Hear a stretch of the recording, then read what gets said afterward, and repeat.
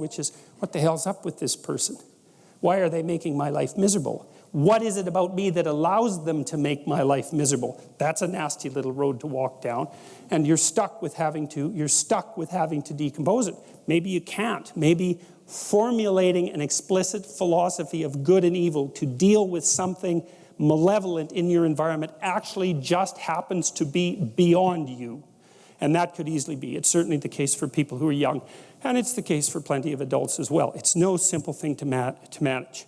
It's something, too, that often soldiers who have post-traumatic stress disorder have to do because they've encountered terrible things. They've either done them or ran into them, and they need to update their moral model of the world, or they end up in something closely approximating hell.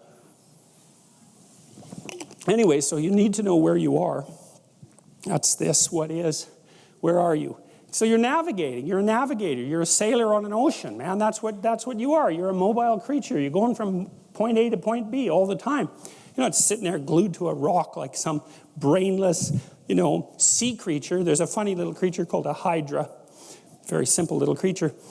In its juvenile stage, it has a brain because it swims around, but then when it turns into an adult, it latches itself to a rock and promptly digests its brain. Because if you're just sitting on a rock and you're not moving, you don't need a brain. But that's not our issue, right? We're zipping around in the world, and so we're navigating agents. And so to navigate, there's two things you need to know. And the first is, where the hell are you? Exactly, precisely, right? Razor sharp.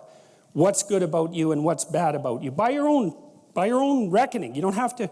You can ask other people, but this is a game you play yourself. It's like, as far as I'm concerned, I'm taking stock. What is it that's okay about me and what needs some work?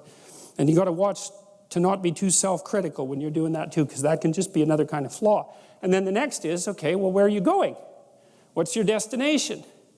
Well, and that's what the frame is. Now, you could do that in a very sophisticated way. And you do that by thinking consciously about who it is that you are in an articulated manner and where you want to go and why and how you're going to get there. And people hardly ever do that. That's come as such an absolute shock to me as an educator.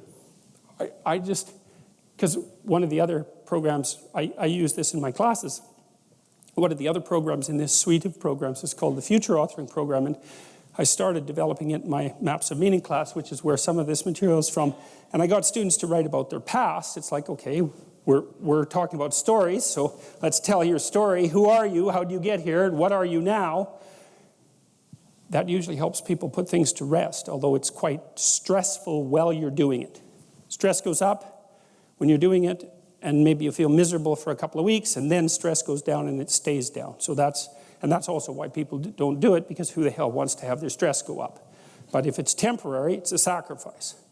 So then the next issue is, well, where are you going? And one of the things that, and this I cannot understand. These students that had been in education system for 15 years, 14 years, high-end students, most of them, not once in their whole bloody life did anyone ever get them to sit down for like a day and say, all right, justify your existence. Like, well, seriously, it's like here you are in university, you're taking a bunch of courses, you've got some sort of vague career plan. It's like, defend the damn thing a bit. Since you're going to go live it and everything, you're staking everything on it. It's like, what's your damn plan? And why are you so convinced that it's not the plan of a babbling fool? Because if you haven't thought about it, then it is. And if you really want to go out there and live that out, one of the things Carl Jung said was that you're in a story, whether you know it or not. And then he made two nice comments about that. If it's someone else's story, you're probably going to get a bit part. And it might not be the one you want. And if it's a story that you don't know, it might be one with a really bad ending. Or maybe it's just bad, period, with a worse ending. And if you don't know what the story that you're living out is, maybe that's the one. Maybe you got that from your mother, you got it from your grandmother, you got it from your aunt, or God only knows where you picked it up, because you pick up things like mad, because that's what human beings are like. So maybe you're living a malevolent tragedy unconsciously. And then one thing you might ask yourself is, well, how wretched and miserable is your life? Let's add futile to that. How wretched, miserable, and futile is your life? And you might say, well, yeah, 70% on each count. It's like, then you're probably unconsciously living out a malevolent tragedy.